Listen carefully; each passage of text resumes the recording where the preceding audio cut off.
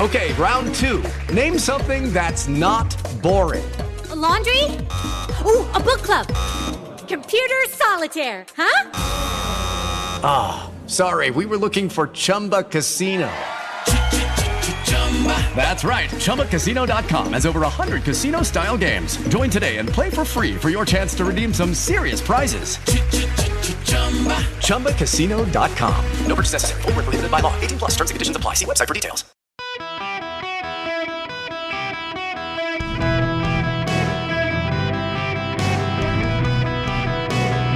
Welcome to the Eric Erickson Show podcast, Hour 1. Greetings, America. Welcome. It is an Open Line Friday here on the Eric Erickson Show. The phone number, 877-973-7425. Should you wish to be on the program, you get to help steer the conversation today, which is fantastic because I had a late night last night doing a charity event where I let people drink from my bourbon collection. I want you to know I had nothing whatsoever to drink other than a Coke.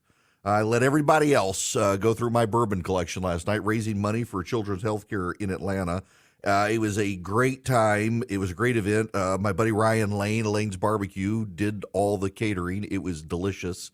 I brought leftovers home. But on my way home, I left the office about 9:30. Said it would be an hour and 15 minutes to get home. And an hour and 50 minutes, you turn on your Waze or your Apple Maps, and it tells you got an hour and 15 minutes to get home. And then I had an hour to get home, and then I had 45 minutes to get home, and then I had an hour to get home, and then I had 2 hours to get home, and then I had 2 hours and 40 minutes to get home. And I'm like, what's going on? The closer I get, it shouldn't be going up in distance. And then I discovered the interstate. The lanes, it was down to one lane, and the exit that I would have gotten off at was closed, and it took me forever to get home. My hour and 15-minute trip turned into a 3+ hour ordeal of sitting basically stopped on the interstate. It was a mess. So, nonetheless, show prep was exciting this morning after I overslept. We will endeavor. We will endeavor to move on. So I, my friends, wish to begin with the climate protest. I was going to start with Bidenomics, and I want you to know that the show prep, my outline of the show, people were asking me about this last night. I do a little outline. Topic 1, topic 2, topic 3, first hour.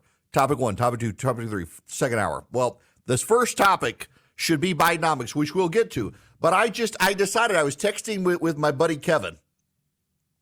If you haven't heard of the U.S. Open, protesters glued their feet to the floor so they couldn't be removed, so that they could protest the climate. They're beginning to disrupt events. Now, this isn't just there in Idaho, or wherever it was, Wyoming, rather. You had the Federal Reserve Group out there, and you had global bankers out there.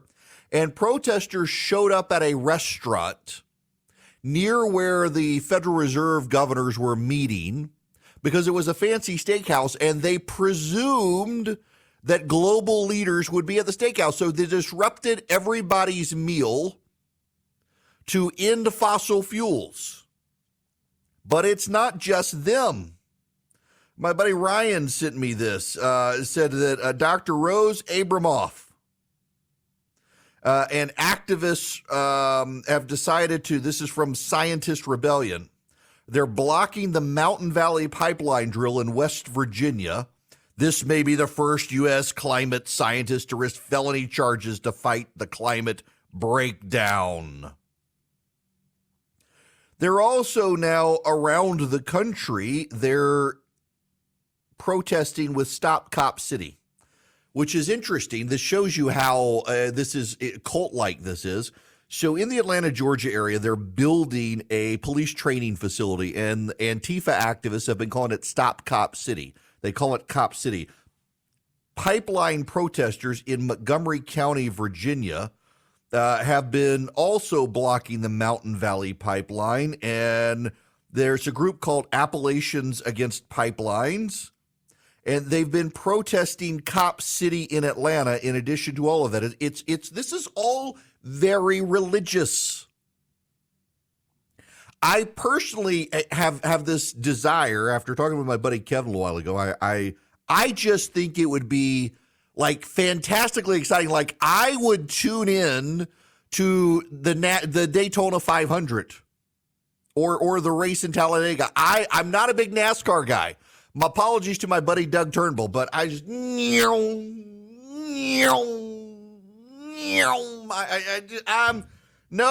I get the physics and the drifting and that part, the science kind of fascinates me. You got these cars and they're all kind of identically the same, and you've got some raw talent and the flow of the air stuff. It's not my thing. It's not my thing. And I get my brother-in-law is a huge, my brother-in-law takes me to NASCAR races. My brother-in-law loves NASCAR. I would pay to go to the NASCAR race if the climate activists glued their feet to the racetrack. That would be exceedingly entertaining. I mean, it would be this obstacle course for the cars. You'd have the problem is you'd have these overweight women in comfortable shoes who've glued their feet to the floor. Yeah, stop the pipeline. Stop the pipeline. I'm a feminist and I demand stop the pipeline. That would be entertaining. That would be entertaining to watch. But otherwise, this is obnoxious protest. Here's what's happening. You can laugh at this stuff. A listener just emailed me and said you got to keep in mind that the Montgomery County is where Virginia Tech is. It's the only blue county in Southwest Virginia. These people have embraced a religion, and it is a religion of their cultural, secular contemporaries within the left and on the media. They are convinced the world has crossed a tipping point. Now, I want to remind you that what has happened is a volcano erupted last January. That volcano increased temperatures by more than 1.5 degrees Celsius. This is the way this is being reported. This is CBS News. Earth just had its hottest summer on record, United Nations says, warning climate breakdown has begun. The dog days of summer are not just barking, they're biting, warned UN Secretary General Antonio Guterres in a statement coinciding with the release of the latest data from the European Union's Copernicus Climate Change Service by the World Meteorological Organization. Our planet has just endured a season of simmering, the hottest summer on record. Climate breakdown has begun. But that's actually not true. It's not true at all. In fact, what happened was, as I've mentioned on this program before, last January, a volcano erupted outside of Tonga. It was a subsurface volcano under the ocean, submarine volcano. And just to review for you the headlines, this is NASA, October 2nd of last year. Tonga eruption blasted unprecedented amount of water into stratosphere. The huge amount of water vapor hurled into the atmosphere could end up temporarily warming Earth's surface. This is National Public Radio, August 3rd of 2022. The violent eruption of Tonga's volcano injected an unprecedented amount of water directly into the stratosphere, and the vapor will stay there for years, likely affecting the Earth's climate patterns. New York Times, September 22nd last year. Scientists say water vapor injected into the stratosphere by the volcanic eruption in January may have a slight, though temporary, warming effect. Live Science, September 24th last year. The explosive event increased atmospheric water vapor by 5%. Now, by the way, that subsequently has been revised to 25% this year. Space.com, November 3rd, 2022. The cloud rose so high, scientists had to explore unusual methods to infer its peak altitude. Record-breaking Tonga volcanic plume may have warmed Earth's climate. Nature, December 19, 2022. The Hunga Tonga eruption, the most remarkable climate event in the last 3 decades. Major volcanic eruptions are well-known drivers of sudden climate change. The effects of the recent major eruption of the submarine volcano in Tonga on January 15, 2022 may be very different from that of previous eruptions. You read the story, it says it's going to have a warming effect instead of a cooling effect. New Scientist, January 12th, 2023. The 2022 Tonga eruption means we may hit 1.5 degrees Celsius of global warming earlier than expected. The effects should disappear by 2035. Carbon Brief, January 15th, 2023. The eruption of Tonga's underwater volcano in 2022 may cause global temperatures to rise, raising the risk that at least 1 year in the next 5 will temporarily exceed the 1.5 degrees Celsius warming threshold. Physics.org, January 25th, 2023. In their paper published in the journal Nature Climate Change, a group suggests the impact will be large enough to push average global temperatures temporarily above the 1.5 degrees Celsius increase limit targeted in the Paris Agreement. Forbes, January 30th, 2023. The problem is that the blast emitted 50 million metric tons of water vapor into the atmosphere, and that will heat the climate. EOS, March 16th, 2023. The underwater eruption of the volcano sent megatons of water vapor into the stratosphere, contributing to an increase of global warming over the next 5 years. The Sci-Fi website, August 9th, 2023. The eruption caused temporary warming over the Pacific and could increase global warming over the next decade. What's happening is climate activists, because of the heat wave caused by the volcano that never let a crisis go to waste, they've seized upon this, and they're now trying to drive people into existential frenzy, claiming that everything we've warned about is here. Forget the volcano, they're memory holding. And in fact, the reason I have that ready list is because a climate fact checker for The Hill decided to fact check me for noting that the volcano was real. And that the volcano, everyone said what happened this summer was going to happen because of the volcano. She fact-checked me, and her fact-check said I was wrong. And the reason that I was wrong is because all the scientists agree the volcano is causing the warming effect. They just don't yet know how much warming it's caused. So you got that. We're having all the effects they predicted last year. But I was wrong because we just don't really know how much it's actually going to cause. Even though we know that the cause right now has happened. No, there's been no other event for us to cross the Rubicon, so to speak, other than the volcano. So they're taking advantage of this. Now, a lot of the activists, they really believe it's true. A lot of the activists, they've given up God for government and self. They worship nature, and they believe that we are a threat to Mother Nature. They want us to go extinct.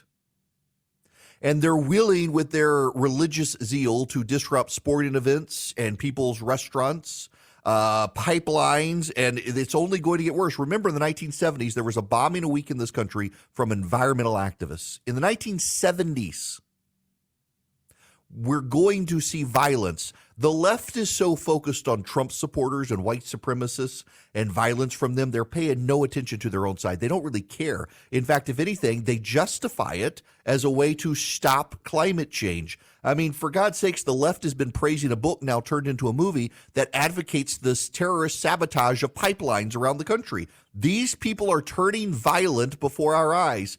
Today, they're gluing their feet to the stadium. Next year, God knows what violence they'll be inflicting upon the nation.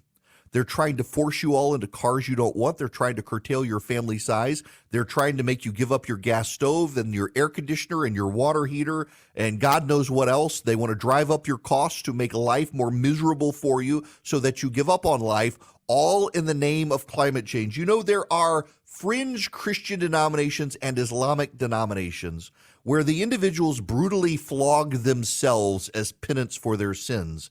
The environmentalists are doing the same thing, except they're not flogging themselves. They're trying to flog you and me to punish us for our sins.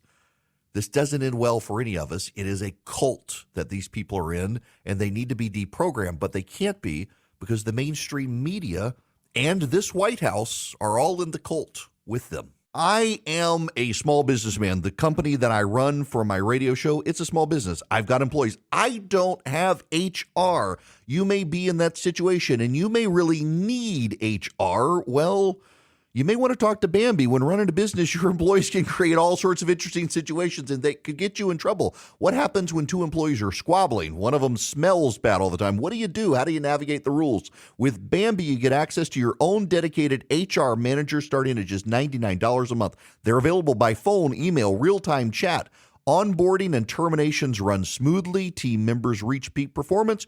Your business stays compliant with changing HR regulations. Let Bambee handle your employees for you. Their HR autopilot automates important HR practices like setting policies, training, and feedback.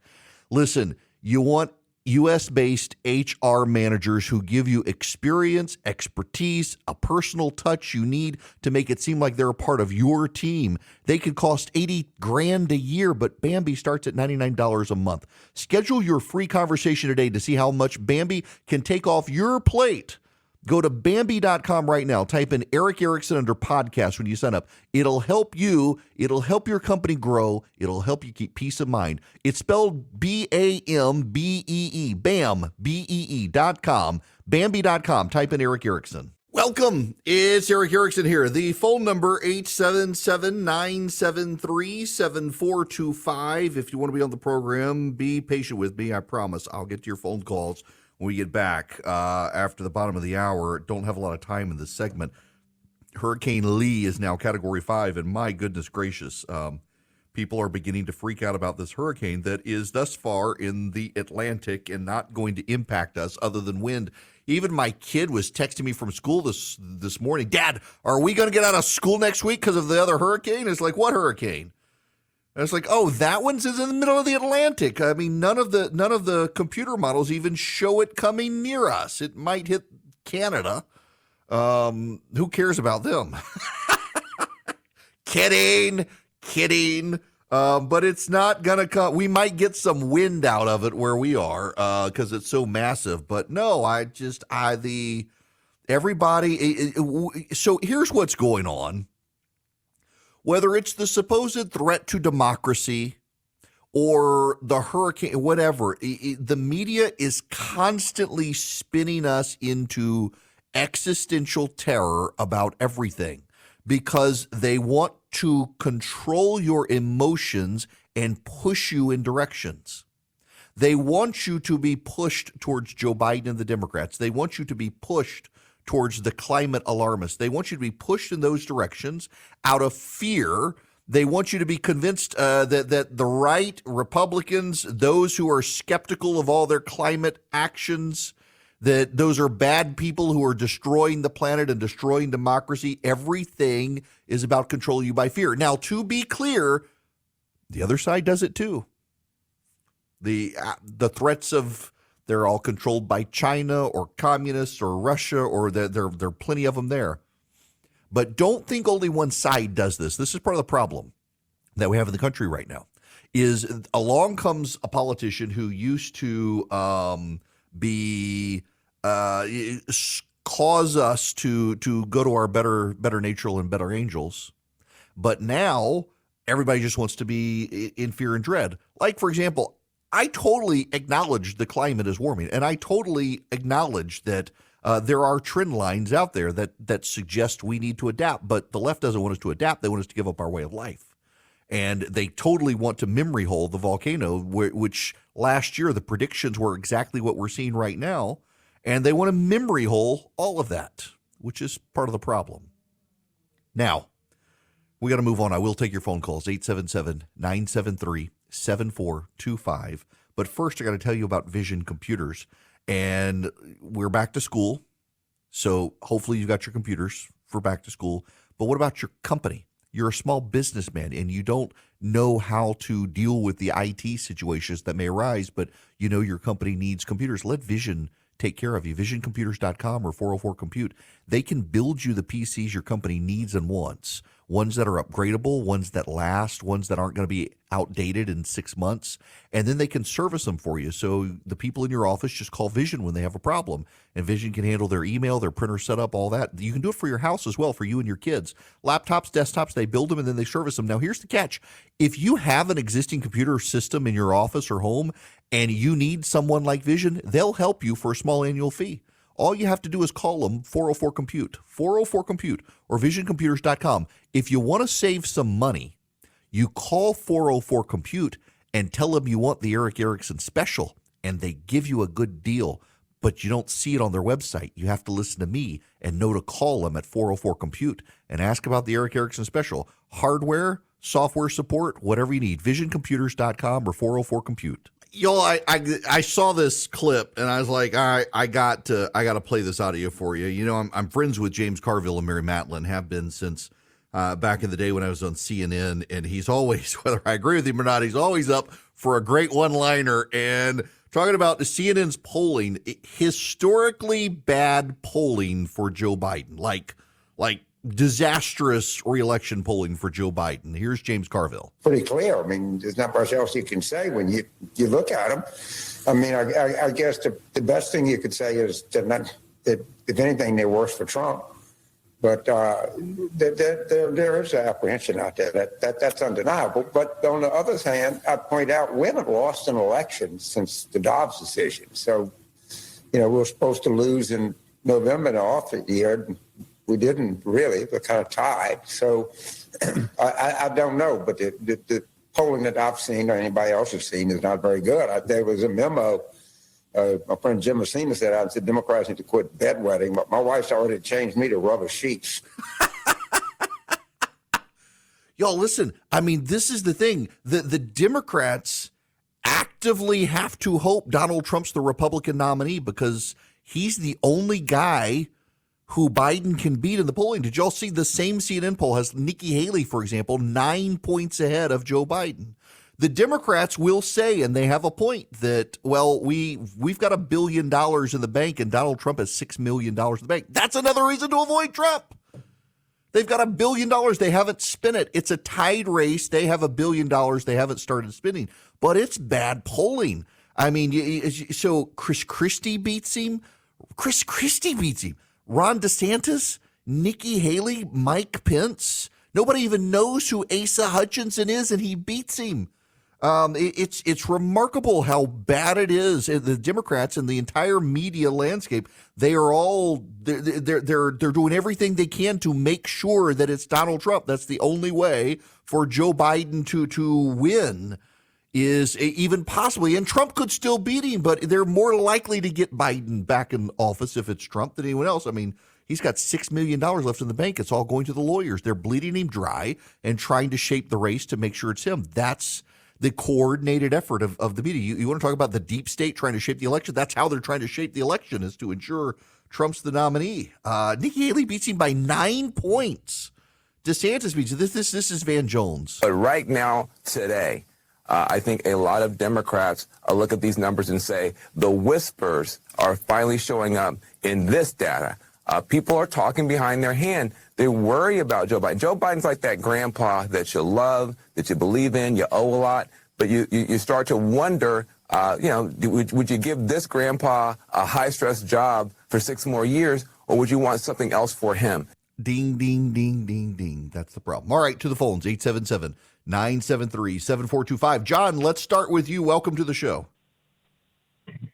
Hey, Eric, how you doing? Good, how are you? I'm doing well, and I appreciate your humor and your statements of faith. As a fellow believer, I just want to caution you to not be so flippant about the climate data.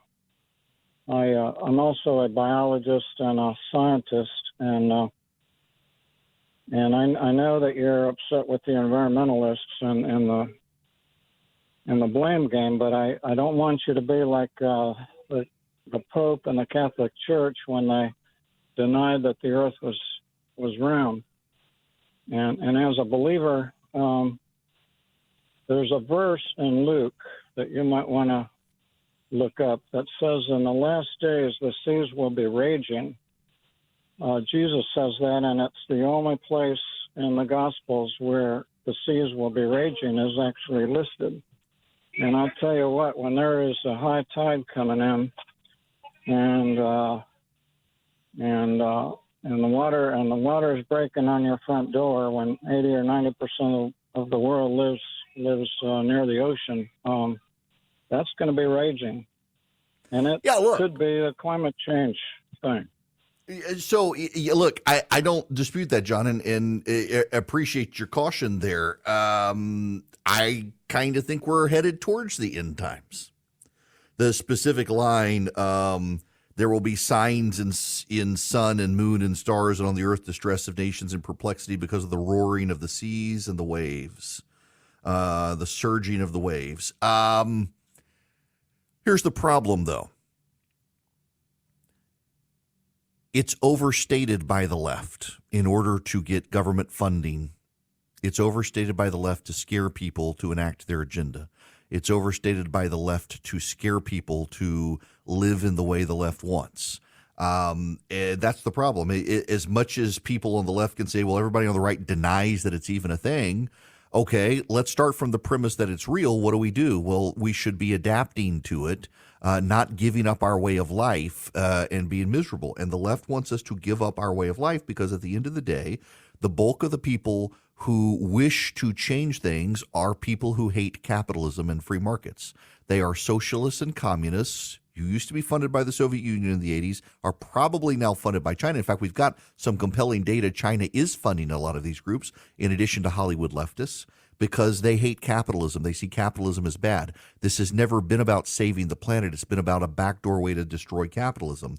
I will really take these people seriously when they start taking themselves seriously. And as long as they are flying around in their private jets to lecture us, I don't really take them seriously. The left-wing Hollywood set who funds these people to show up and glue themselves to roads and in stadiums, they're still flying in their private jets. They're still living with their massive carbon footprints.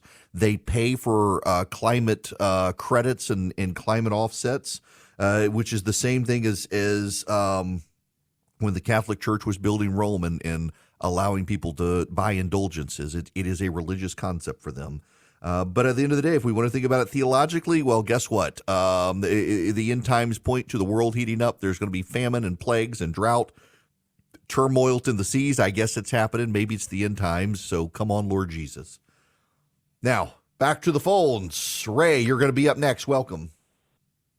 Hi, how are you doing, Eric? Good. How are you? Good. So, if you cover this award out, I apologize. I can't always hear you, but that's all right. We have a lot of national attention to the war between progressives and traditionalists and conservatives on things like the school or the government, but nobody seems to be nicely covering the split in the Protestant churches. Have you talked about that before? So I have, and honestly, Ray, I kind of see it as, it's been going on since the Protestant Reformation. And you get the Second Baptist Church because half the people at the First Baptist Church get mad at the other half, so they go start the Second Baptist Church, and eventually some of them get mad, they start the Third Baptist Church, or the First Baptist Church reincarnated, or whatever they want to call it. You got denominational splits on second order things, and then you get splits within those churches. Then you get the left and the right. It's been happening forever. You go back to the Catholic Church, and you got the Orthodox Church out of the Catholic Church with the Great Schism of, what was it? Was it 1066? And then divisions within there between the Ukrainian Orthodox, the Russian Orthodox, the Greek Orthodox, you name it. But do they all find common ground in Scripture? They have different denominational characteristics. Concurrently, in this country, we're having some serious problems within denominations because of politics.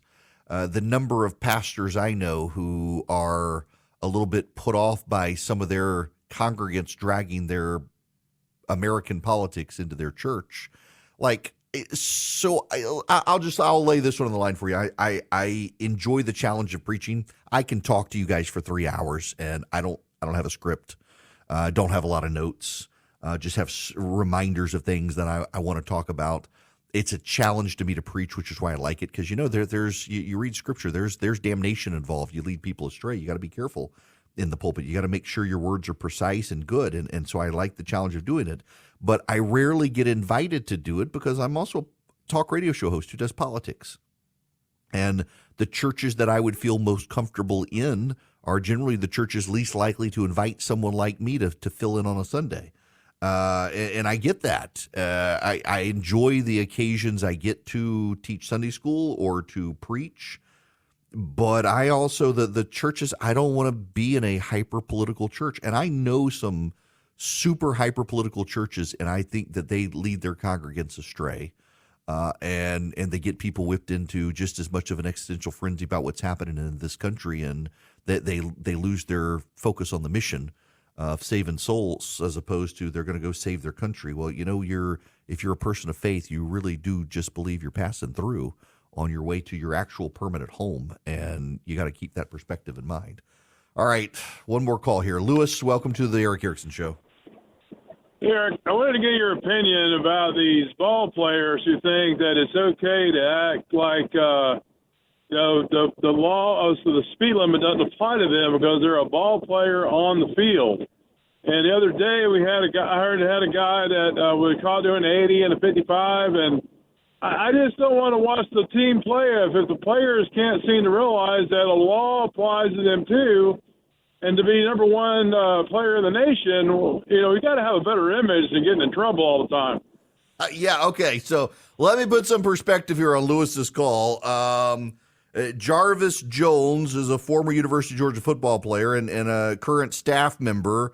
Got arrested exceeding maximum speed limits. He posted a $2,400 bond hours later.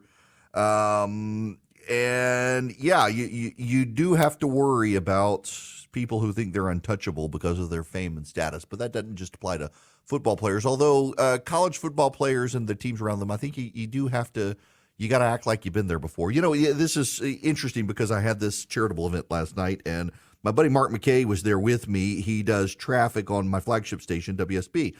And I was talking about what I said yesterday on radio, the number of people who it just seems like people forgot how to drive after COVID.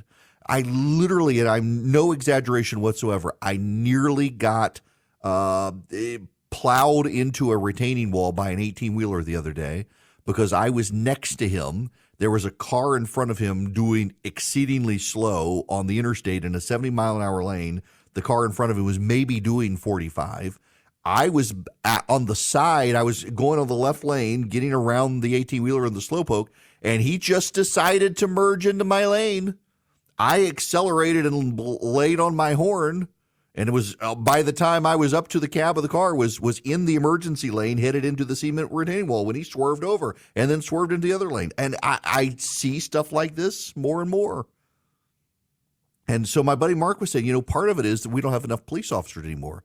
There's a shortage of police officers around the country, and how many of them can be out on traffic patrol? How many are running speed guns, traffic detection, things like that? There's a lack of respect for law enforcement generally as well in the country, and this transcends party, it transcends race. It is the number of people who are driving cavalierly, and then you get a little fame under your belt, you think you can get away with stuff. And sometimes you can, but not all the times. And people need to behave a little better and have a little more character in their lives. 877-973-7425. I got a lot of more stuff to cover, so you can call in. You may have to sit on hold for a few minutes because I got stuff I want to talk about. I got a lot of stuff I want to talk about. But first, I want to talk to you about Patriot Mobile, cell phone provider. You go to patriotmobile.com/Eric, you move your cell service to Patriot Mobile. When you do that, you're doing business with a company that gives you guaranteed great service. They use the same cell towers you're probably already using, but then as they grow their profits, they grow their giving to the conservative causes you care about. That's what sets them apart, makes it super cool. So you go to patriotmobile.com/Eric, you move your cell service. You can take your existing phone number to them or get a brand new phone number from them. And then when their profits grow, they grow their giving to the causes you care about on the right and the candidates you care about as well. Particularly, they focus on conservative parents who are running against woke school board members. And they have had a 100% success record so far funding parent campaigns against woke school board members. That's what you help them do. And then they help you get great cell phone service. You can also call them 972-PATRIOT if you want. Tell them I sent you, get free activation with my name. But go to patriotmobile.com/Eric, and at least you can see the coverage map. They have great 5G data, voice, you name it. patriotmobile.com/Eric or 972-PATRIOT. You're doing business with a company that shares your values. This hour of the program brought to you by First Liberty Building and Loan. They are in Noonan, Georgia, but if you're in Salem, Oregon, it doesn't matter. They can help your business. A lot of lending institutions, banks and likewise, are looking at the economy right now. They got their head down. They're trying to assess what to do. That's kind of where First Liberty stands out because they make their own lending decisions. They're willing to help your business. If your business needs $250,000 or more to buy a building, build a building, buy a franchise, buy a business partner or competitor, those are the deals they specialize in. They help businesses nationwide. They've been doing this since the 90s. Reach out to them, firstlibertyga.com, firstlibertyga.com.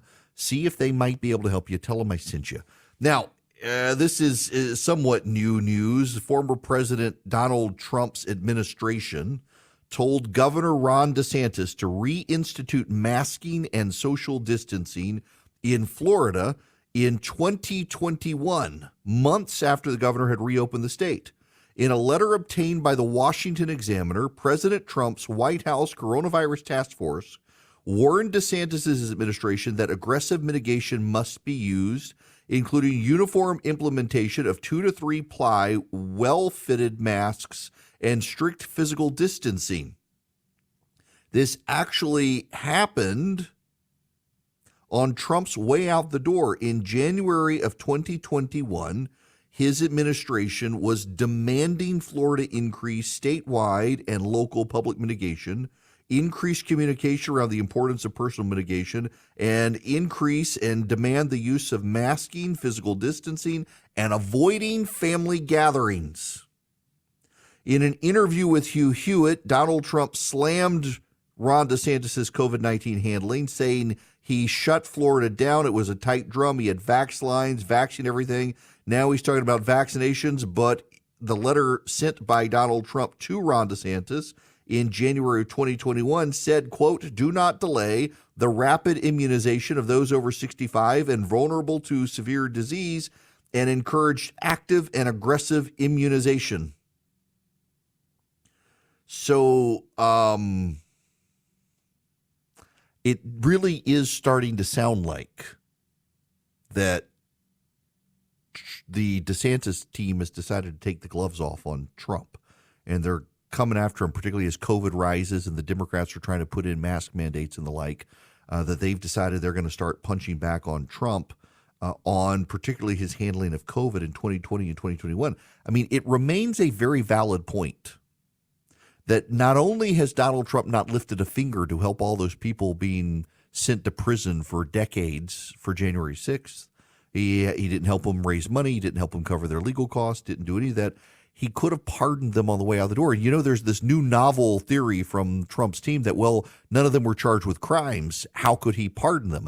Hello, Richard Nixon, anybody?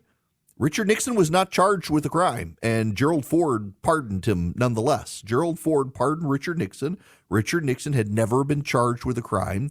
Presidents have done this before. Trump could have done it. He could have pardoned anyone who was in the Capitol or around the Capitol on January 6th who might otherwise be charged with a crime related to the protests, riots, activities, or otherwise incursion into the Capitol on January 6th. I give you a presidential pardon. He could have done that. Jimmy Carter blanketly pardoned anyone who dodged the draft, even those who hadn't been charged with crimes. He could have done that, but he didn't. Instead, he was giving Anthony Fauci an award on his way out the door. These are attacks from the right that can be made against Donald Trump. The left won't like him. It'll drive him crazy. But who cares about them? These are valid criticisms of the Trump administration on its way out the door. It didn't lift a finger to help the January 6 people, knowing charges would be coming, and instead was giving Dr. Fauci an award. Good perspective for the DeSantis campaign. With the Lucky Land Slots, you can get lucky just about anywhere. This is your captain speaking. We've got clear runway and the weather's fine, but we're just going to circle up here a while and get lucky. No, nothing like that. It's just these cash prizes add up quick. So I suggest you sit back, keep your tray table upright, and start getting lucky. Play for free at LuckyLandSlots.com. Are you feeling lucky? No purchase necessary. Void where prohibited by law. 18+ terms and conditions apply. See website for details.